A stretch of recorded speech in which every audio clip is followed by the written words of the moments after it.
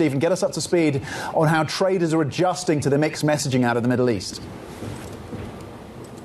You know, I think that of all the situations, worst case scenarios that they were planning for today, when today was supposed to end the ceasefire, this is one of the better scenarios, right? The ceasefire is indefinitely extended. The bad news, of course, is that Hormuz, a key conduit for about a fifth of global oil and seaborne gas trade, remains shut, and it's unclear when that will open again. Now, we are around, high 90s, close to $100, but the traders were, looking at maybe 120 plus if the U.S. were to again begin attacks on Iran, like Trump had previously mentioned when the ceasefire would end.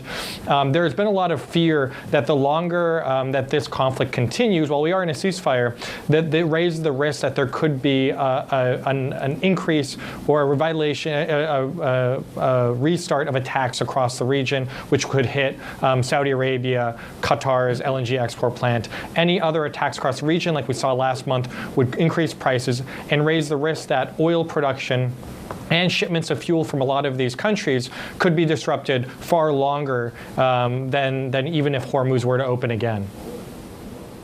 Stephen, there's some talk that Iranian tankers are getting out. They're hugging the Iranian coast, the Pakistani coast. They're getting out into open water. What do we know about this? How much oil is getting out?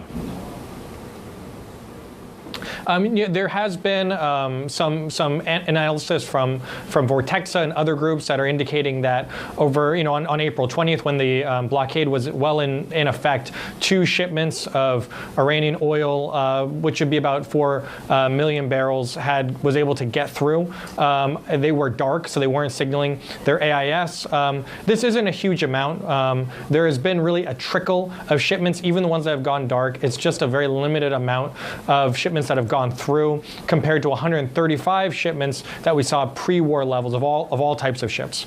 I think one thing that should be noted, that while there has been a few ships that have gotten through the blockade, the U.S. has increased their effort to a degree to pressure Iran and Tehran and their ability to ship oil and other products. They boarded an oil tanker for the first time in the last 24 hours off the coast of Sri Lanka. That does indicate that they are taking this somewhat seriously. Whether or not this will be the policy for all shipments and whether they're going to go after these dark vessels as well remains to be seen. But at least boarding that one ship does indicate that they are trying to accelerate their effort to hold back Iranian flows from the region.